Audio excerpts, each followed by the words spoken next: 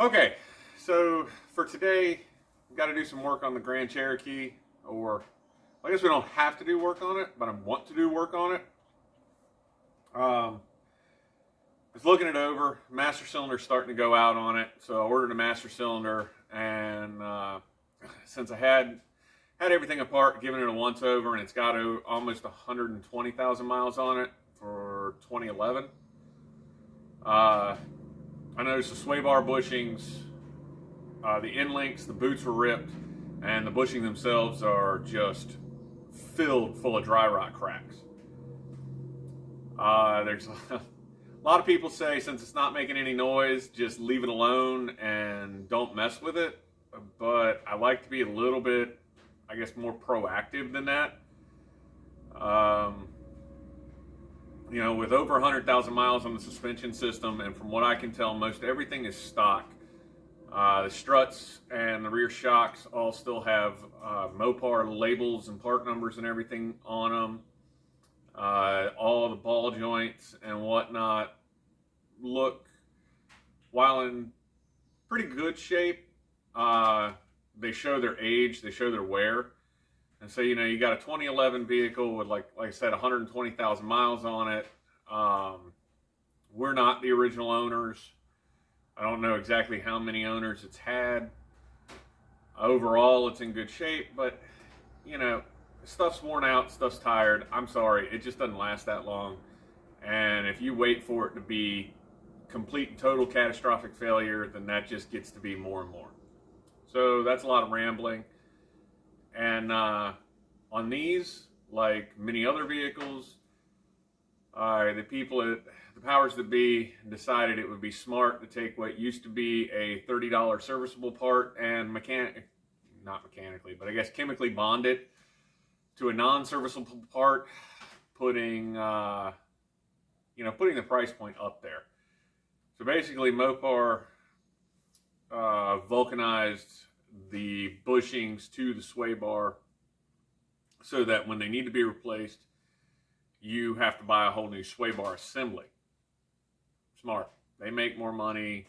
It becomes something people don't want to do. Whatever. So that's a whole nother topic. Dorman did come to the rescue, and Dorman has a conversion set. You still have to take sway bar out and everything like that. You still have to fight with getting the OEM bushings unbonded.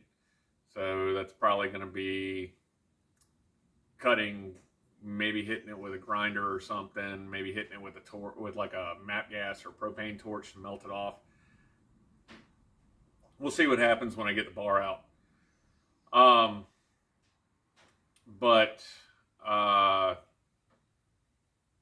Lost my train of thought. But those ranged anywhere from what I could find from like $70 to $80 a set. And that's a good price. I mean, in comparison to a $400 to $500 sway bar, 70 to 80 bucks is most definitely a better price. I picked up a set of greasable energy suspension polyurethane bushings for $23.99. So, what it is. Now, dumb me. So everything I could find, like I say, there's Dorman units. Everybody's like, everything lists part number wise and whatnot. That you buy the Dorman units, they just fit. They fit the sway bar, they fit the sway bar, they fit the sway bar. Dorman lists them out as being 35 millimeter or, an inch and 3/8, I think is what it comes out to in standard. But it's 35 millimeter. So that's what I ordered. As I've waited the week for them to come in and started doing a little bit more digging around in the forums and things like that, it does appear that on some of these WK2s, a 33 millimeter sway bar is common. So, this project might get stopped faster than it gets started, but it's what it is. I've got some extra sway bar bushings laying around. I didn't have any that were this big, but I did have some that were a little smaller. With my luck, they'll probably be like 30 or 32 millimeter if I need 33s. But I've got some options, and if not, I'll just wait and I'll do the master cylinder first instead of doing the sway bar stuff first. But got to get the truck up, get the wheels off, start taking everything apart. Probably more than likely I'm going to have to take the splash shield off just to get easier access. And I should pick the video up once the sway bar's out.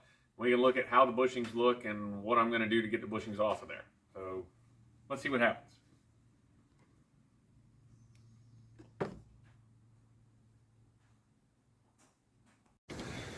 Well, all right, folks. In a lesson of old enough to know better and still too dumb to care, we do, in fact, not have a 35mm sway bar.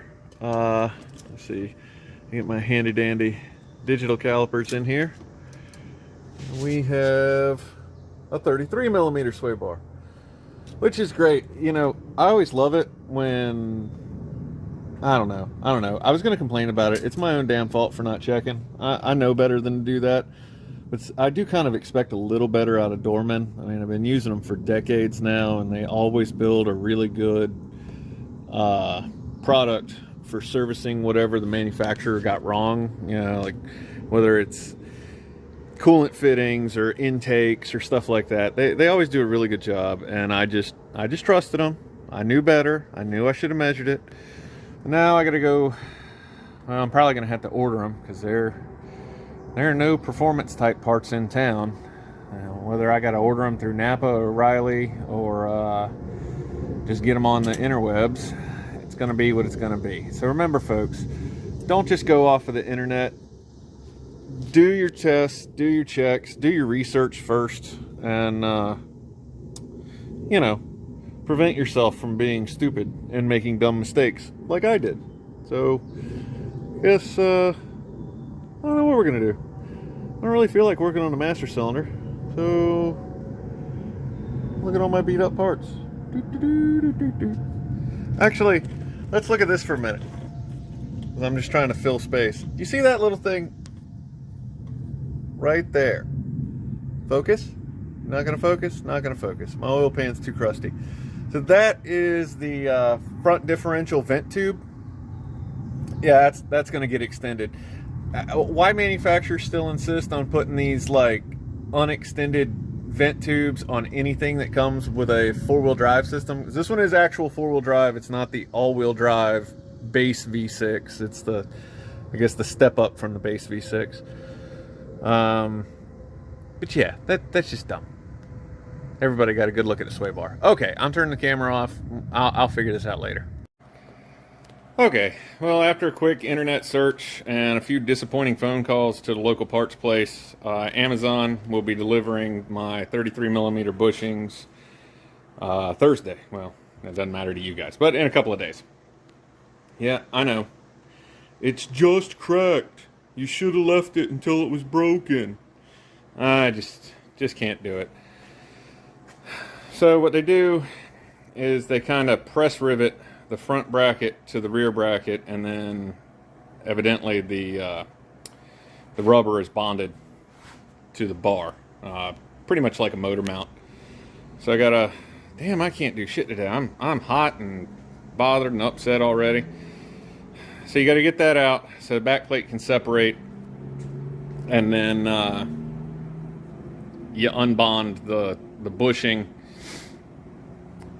and clean up the bar and put your new stuff on. Okay, so bushings are off. This is the passenger side, I think. Yeah, because it points down. So bushings are off. One side, on the driver's side, I cut it with Sawzall, and it was just about falling off of the bar. I put a cheap chisel in there and just pried it away from the bar, and it just fell off. This side, the passenger side here, it was actually still properly bonded to the bar, so when I cut what I cut, then I had to apply a little bit of heat to soften up the bonding, and then it, you know, a few smacks with a hammer and a chisel, and it came apart. I cleaned it up with a wire brush. I used a heavy knot stainless steel cut brush. I've read some stuff where people were using grinders on them, and I guess if you're real careful, that's fine. but you can real easily, with a grinder, if you're not careful, come in and start taking parts of the bar off, and you don't really want to do that. So this is what you end up having. I took my pneumatic 1/2-inch drill because it's the slowest speed drill I got, put a 3/4 inch drill bit in it, and I wallowed these guys out from the backside, as you can see by how shiny that is. And then these just kind of, those just kind of fall on the ground, and as I demonstrated, they just kind of, you just kind of pop them off and they fall. So this is the one I torched a little bit. It's still kind of gummy. It's not hot, but it's just, you know, once you heat that rubber up, it's always gummy. But as you can see, I cut with a Sawzall and then just kind of heated up and twisted. This one was the driver's side one, and I don't know if you can tell, I didn't really notice any, but it was already coming undone right here where all this was.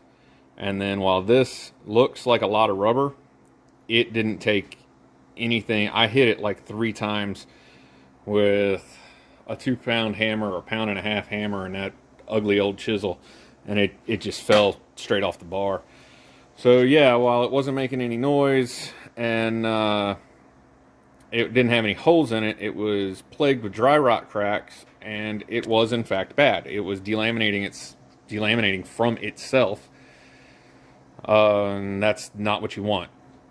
The end links I ordered as a precaution. I actually knew that they looked good, but again, with age, you're already in here taking stuff apart, and they were pretty good. They could probably honestly go back on and be reused. A couple of the ball joints were loose, but they weren't all flibbity-flobbity.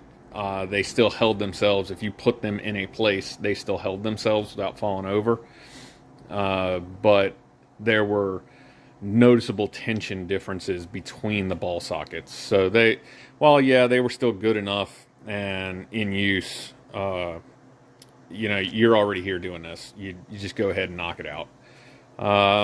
Something though that I will say, after looking at these, you know, if you were to reuse these brackets, I might actually end up reusing the backing plates. I'm looking for the one that fell on the floor because I forgot it fell on the floor. Depending on spacing it off of the chassis, the subframe mount, I guess. But something that I was noticing looking up sway bar bushings. So if you take these, you get them off, you got these lips, you know, where they were swedged in, push riveted, not understanding the words I want to use today. If you take these to a grinder and flatten those out all the way so that they fit nice and flush against the backing plates. The WK1 chassis, so what is that? That is 05 to 10 Grand Cherokee WKs, and I believe the Jeep Commander also use a 33 millimeter sway bar, and the bushing looks really close to being able to be used in this. It has the 2 outer ribs that would lock it into these grooves. The only noticeable difference is it had a slight inner rib, and that would probably compress down pretty good with those. And I think Rock Auto had those on like readily available through Moog, their premium line. So it was the blue polyurethane that Moog has. It was like $13 for the pair. Just the price with shipping, you know, it was putting me with shipping from Rock Auto for those bushings at the same price point that I bought the energy suspension ones from Amazon, and the energy suspension ones are greasable. That was part of the reason. Now they do sell, energy suspension does sell a version of that 33 millimeter bar bushing that is a non-greasable bushing, and I would assume, I don't know, don't take my assumptions for value in any way, shape, and form, but I would assume that they're possibly a little more budget friendly than the other ones. But shoot, at the first set, the 35 millimeter ones I ordered were like $23 through Rock Auto. I was ordering some other stuff, so I got it. And the set I ordered through Amazon was like $28. And that's a pair. That's a pair with the brackets, with the grease fittings, with installation grease. So you know, it just depends on kind of how cheap you want to be when you're doing this. But I do think, I seriously think that it's worth giving a shot with the WK1 bushings in these brackets. Something else that I picked up, and I might go check my fleet supply because I do not have any locking collars that size, is a locking collar to go on the outside. I'd really like an aluminum or a stainless steel one, but it's probably just going to be black oxide, mild steel, farm equipment locking collar. You get 1 5/16". I mean, I guess if you're special ordering them, yeah, go ahead and buy a 33 millimeter one, but 1 5/16" should get the job done for you. And most of your tractor supplies places, well, not tractor supply specifically, excuse me, your farm goods supplies, they usually have them. I just happen to not have it. I have 1 1/8", and I have 1 1/4", I have 1 1/2", and I have smaller, but I don't have any 1 5/16". So I think until the bar comes in, that's where we're ending this. And sorry about the weird rant earlier, but you know, go out, have fun, fix your stuff, and I guess, you know, if you're not upset at it, then you probably don't really love it.